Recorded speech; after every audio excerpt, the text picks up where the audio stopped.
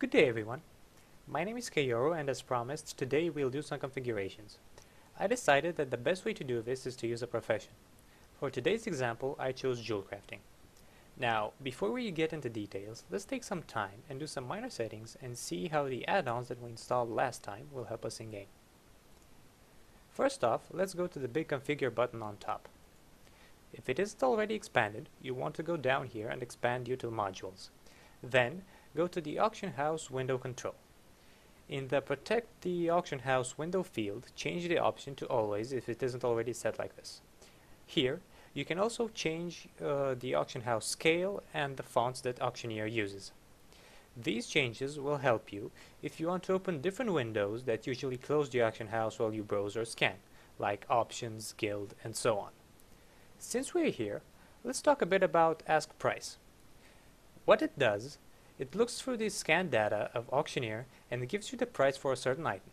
For example, if I open my bag right here and type question mark and then click on Dance Ember Silk Bandage, in a few seconds it will whisper me and tell me the exact price of that item. Now, Easy Buyout is another tool that we'll use. You'll want to enable it because the default setting is off. You'll want to enable a modifier key for it. I have it set to shift, and then lower you'll have to set a gold limit for easy buyout. This is going to be a very useful tool when you're going to buy materials for your professions like ore or plants. Now let's get into the main topic of the day, jewel crafting. Jewel crafting's main source of income is obviously cutting gems. Evidently, a good profession to level along jewel crafting is mining because you get the raw materials for it. Cutting gems will get you profit, but if you want to maximize that, you're going to have to find one or two friends with the following professions: enchanting and alchemy transmute spec. The last two professions can do wonders for you. So, for today, I prepared a real-life example. As you can see, I have about 5,000 gold on my warlock, and I'm going to buy materials and show you guys the full process. Now, the ore that I found to be most profitable is elementium. So we're going to use about 4,000 golds to buy materials, and we're going to leave the last 1k in case we need some extra gems or plants for transmute materials and jewel crafting regions.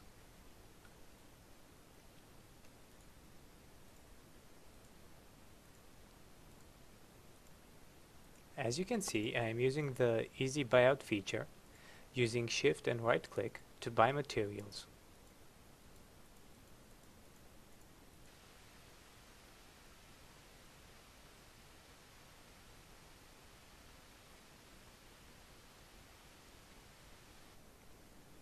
Okay, I finished buying the ore. Now I'm off to the mailbox.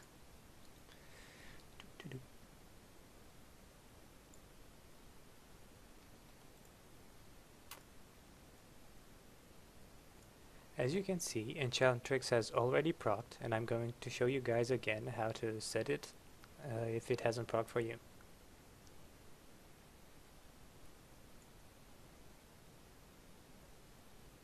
Okay, I'm going to leave a few bag spaces so I can actually prospect that. So we're going to right slash Enchantrix config, go to automation, and use watch bags for disenchantable items, so this window up here will appear. Now I'm going to fast forward while I prospect all the ore that I bought.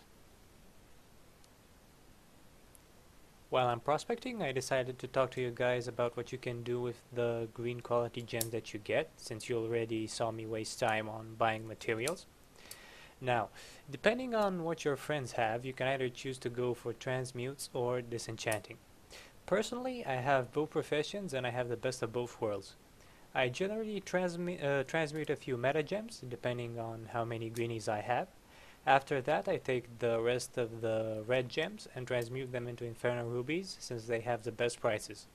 Now, depending on material cost of the plants and the cut gems on your server, you can either choose to transmute Ember Topazes, Demon's Eyes, and so on, or you can use them for disenchants. The items that you can use for disenchanting are Nice Stone Choker, Alicite Pendant, and Jasper Ring.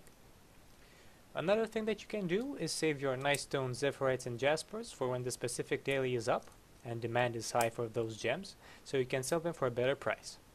Now, let's head back in game and see what I prospected. Now we're back in game, and this is how my bag looks after I prospected. Let's sort our items by writing /sort, and we'll see if we can get an idea of how much profit we made by just prospecting. I went ahead and scanned the auction house with TSM.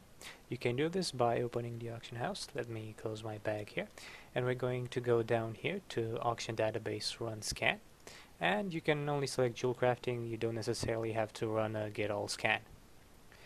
So as I said, I scanned the auction house, so let's open the jewel crafting window and see what we got. Let me open my bags again. On top here you'll see an open trade skill master crafting, and this will pop out the new window. On the left side you can see all the categories that you can look at. So let's go. Red gems. We have brilliant inferno ruby, that's on 102 gold, and we're going to craft only 2 of those. We're going to go down to blue.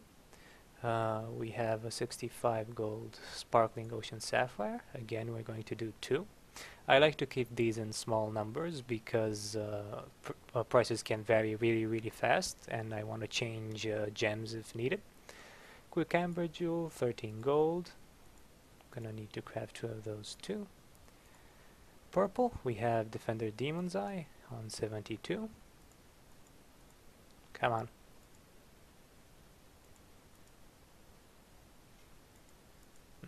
Not working properly. It works on. Okay, I'm gonna craft those manually. Going down to green gems. We have lighting jasper on 28. And last but not least, orange gems. Let's check the prices here. We have 49 on ember topazes. What the hell? Okay, we're gonna do... Okay, so we're gonna craft those manually too. Okay, TSM seems a little buggy. I haven't updated it since the last patch. That's my bad.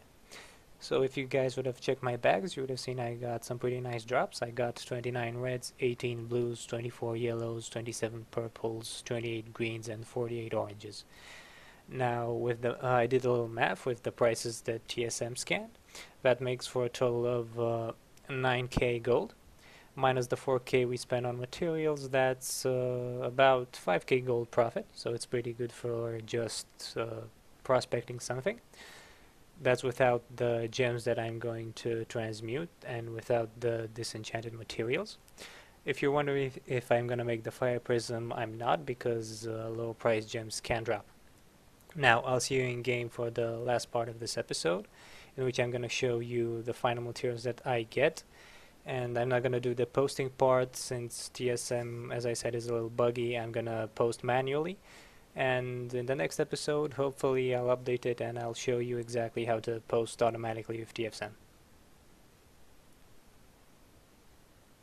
Welcome back, guys, to the final part of my video. I've crafted, disenchanted, transmuted everything, and in the end this is what I got, this bag on my right. I did the math again with all the newly mats that I have with the same prices. I also added a price for a meta gem off the auction house for 383 gold. And in the end I got 25k gold only off the gems. I'd like to point out that you're making your money back only with the red gems. You're making 5k only with your red gems.